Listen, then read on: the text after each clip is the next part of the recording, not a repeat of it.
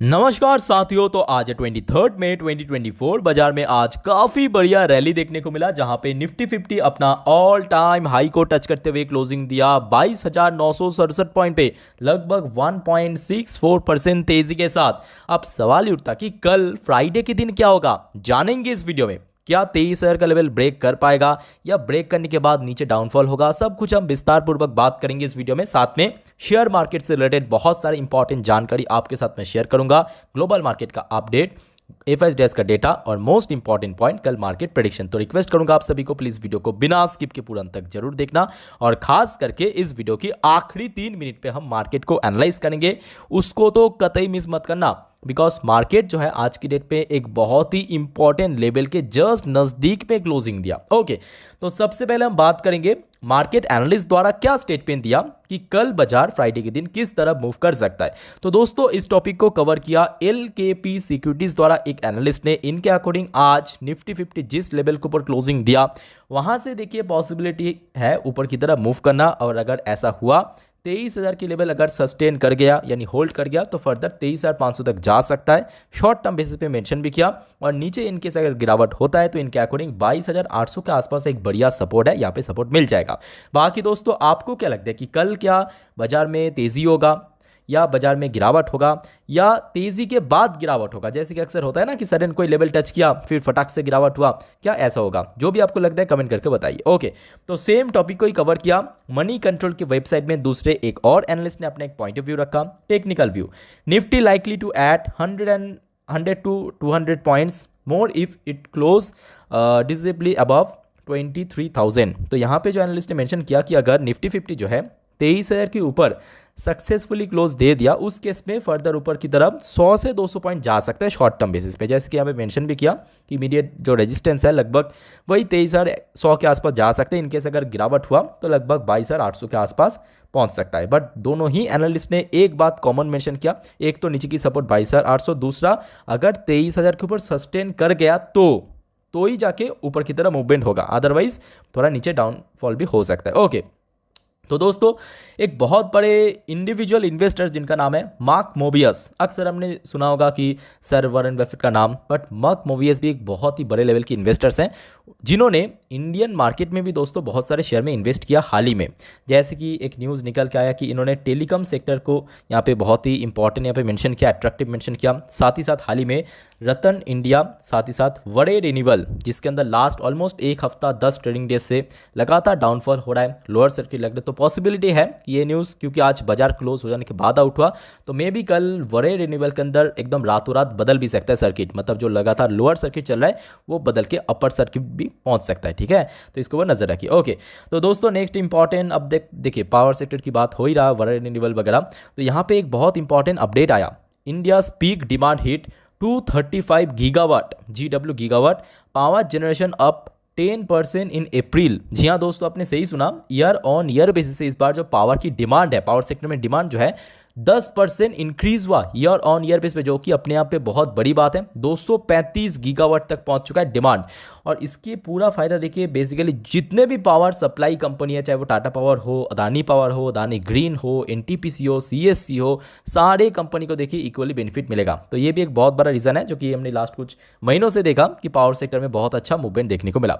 Next दोस्तों मैं आपको कल प्रेफर करूंगा, ये जो कंपनी है लिंदे इंडिया, बहुत ही अच्छी रिटर्न दिया है। 2023 की बात करें या लास्ट एक साल की बात करें, बहुत अच्छे रिटर्न दिया। शेयर देखते देखते ऑलमोस्ट 5 डिजिट के काफ़ी नज़दीक पहुंच चुका है, इसको वो नज़र रखिए। बिकॉज सेबी ने दोस्तों इसके अगेंस्ट में कुछ केस दर्ज किया।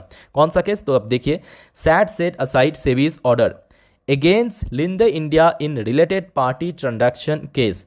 तो यहाँ पे कुछ रूल्स एंड रेगुलेशन सेबी की वायलेशन करने के कारण एक्चुअली सेबी ने इसके ऊपर केस किया। ठीक है, तो शेयर के अंदर आई थिंक कि थोड़ा सा डाउनफॉल हो सकता है शॉर्ट टर्म बेसिस पे इमीडिएट। ठीक है, क्योंकि इसके पहले एक ऐसा ही दोस्तों जेम फाइनेंशियल के ऊपर भी हमने देखा था, कुछ सेगमेंट को यहाँ पे रेस्ट्रिक्शन लगा दिया था आरबीआई द्वारा, याद करके देखिए। तो यहाँ पे जो न्यूज़ निकल के आ रहा है कि JM financial and 6 other settle with SEBI's pay over 23 lakh in regulatory violation case. तो ये जो वायलेशन केस किया था सेबी ने जेएम फाइनेंशियल, उसके साथ और भी 6 कंपनी के ऊपर, तो यहाँ पे जो कि सेटल हो चुका है, मतलब जो वहाँ पे फाइन किया था पे कर चुका है। ठीक है, अब चले हम थोड़ा सा यूएस मार्केट से घूम के आते हैं, चलिए देख लेते हैं वहाँ पे हाल चाल क्या चल रहा है। तो देखिए कल तो हमने देखा था कि यूएस मार्केट भी थोड़ा सा गिरा था, गिरावट में क्लोजिंग गया था। अभी आप देख सकते हो समय हुआ है यूएस में 1:06 दोपहर को।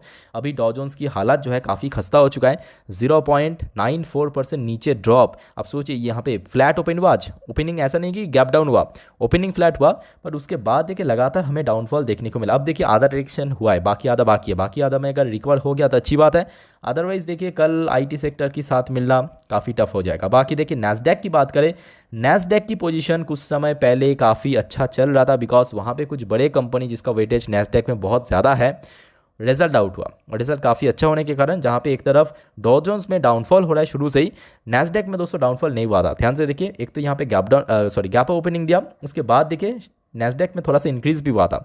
अभी आप देख सकते हो कि यूएस मार्केट में जैसे ही यहाँ पे थोड़ा सा डिप देखने को मिला डॉ जोन्स में, नैस्डैक में भी थोड़ा डिप देखने को मिला। ओके, नेक्स्ट देखिए, ऑब्वियसली बात है अगर इक्विटी मार्केट में गिरावट होगा तो उसका विपरीत इम्पैक्ट, ऑपोजिट इम्पैक्ट आपको बॉन्ड्स मार्केट में देखने को मिलेगा 10 साल की बॉन्ड डील में, जिसके कारण 1.28% की इंक्रीज अभी देखने को मिला।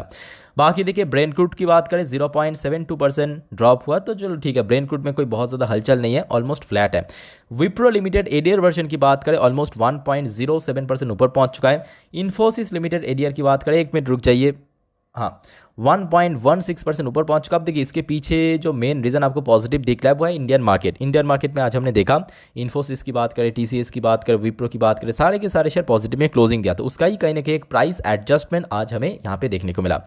बाकी देख लीजिए एचडीएफसी बैंक की एडर वर्जन यहाँ पे भी पॉजिटिव में चल रहा है, यहाँ पे भी देखिए सेम एडजस्टमेंट देखने को मिला। आज इंडियन मार्केट में भी हमने देखा एचडीएफसी बैंक हो, आईसीआईसी बैंक हो, देखिए 1.5% ऊपर पहुंच चुका है, तो कहीं ना कहीं पॉजिटिव में क्लोजिंग दिया था, तो उसका एक एडजस्टमेंट हमें देखने को मिला अभी यहाँ पे। ठीक है, बाकी दोस्तों अब बात करेंगे गिफ्ट निफ्टी। अरे कल से ये गिफ्ट निफ्टी थोड़ा दिक्कत करे, मैं आपको एक बार रिफ्रेश करके दिखाता हूँ। अच्छा गिफ्ट निफ्टी यहाँ पे लोडिंग हो जाए, मैं आपको पहले एफएसडीएस का डेटा के ऊपर लेके चलता हूँ, और जैसे कि वीडियो के थंबनेल पे मैं मेंशन किया ना कि पूरा खेल बदल गया, वो एक्चुअली एफएसडीएस की डेटा के केस में ही है।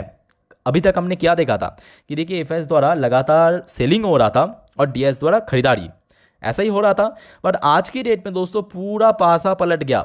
मतलब एफआईएस ने तो परचेस किया, डीआईएस ने भी कुछ परसेंटेज मतलब कुछ अमाउंट परचेस किया, तो आज एफआईएस ने बहुत दिनों बाद काफ़ी बल्क में परचेस किया। नेट वैल्यू की बात करें 4,670 करोड़ की शेयर आज एफआईएस ने खुद परचेस किया, और डीआईएस की बात करें सिर्फ और सिर्फ 146 करोड़ के शेयर परचेस किया। तो मतलब आज डीआईएस और एफआईएस द्वारा एक अच्छा खरीदारी देखने को मिला।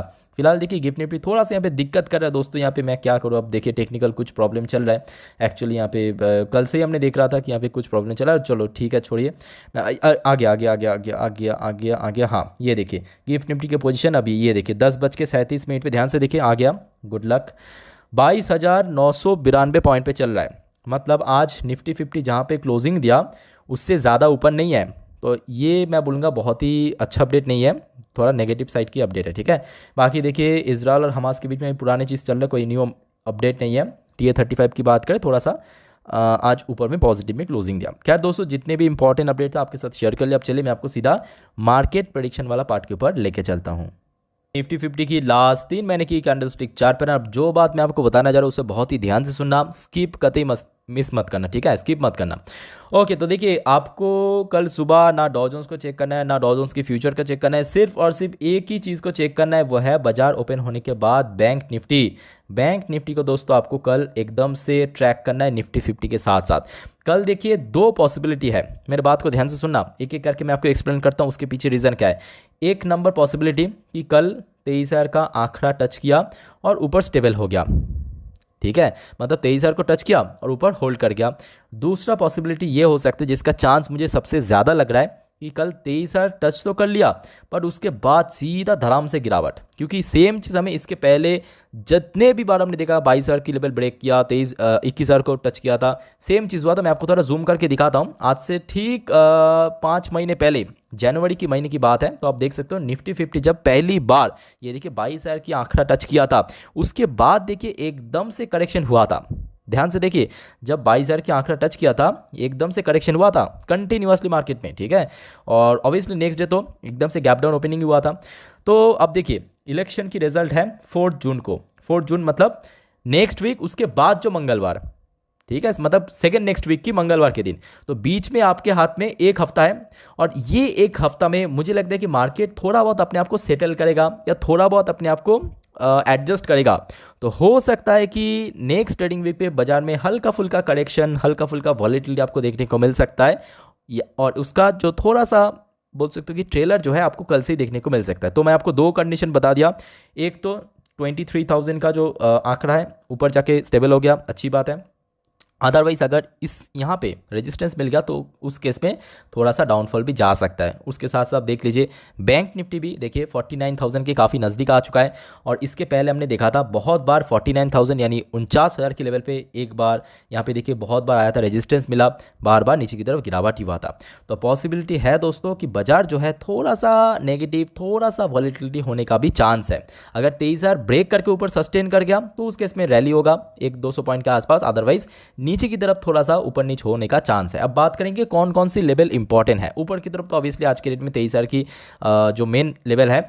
बात करेंगे नीचे की तरफ, तो नीचे इनकेस गिरावट हुआ निफ्टी 50 के केस में, तो सबसे पहला जो सपोर्ट बनेगा, नंबर 1 सपोर्ट पॉइंट दोस्तों 22,850, लिख के लीजिए 22,850। अगर सडनली ये लेवल ब्रेक हुआ तो उस केस में 22,750 तक निफ्टी आ सकता है। तो मैं आपको सारे कंडीशन बता दिया, अगर 23,000 के ऊपर सस्टेन कर गया तो उस केस में ऊपर होगा। अदरवाइज जो मुझे सबसे ज़्यादा लग रहा है कि देखिए कल 23,000 का आंकड़ा टच जरूर कर लेगा, हो सकता है, और 60% चांस यही है कि उसके बाद टच करने के तुरंत बाद एकदम से नीचे सेल ऑफ आपको देखने को मिले, बिकॉज रिजल्ट के बाद अगर रैली होना है, मेरे बात को ध्यान सुनना, 4 जून के बाद अगर मार्केट में बम्पर रैली, बुल रन होना है तो उसके पहले मार्केट को अपने आप पे थोड़ा सा सेटल होना पड़ेगा जरूर, जो कि नेक्स्ट ट्रेडिंग वीक पे वो आपको देखने को मिल सकता है। उसका थोड़ा सा ट्रेलर आपको कल ही देखने को मिल सकता है। क्लियर हो चुका है? फिर भी देखिए कोई डाउट्स वगैरह है आपके मन में, दिमाग पे, कमेंट करके बताइए। फिलहाल इस वीडियो को वाइंड अप करता हूँ। टेक केयर, बाय बाय, जय हिंद।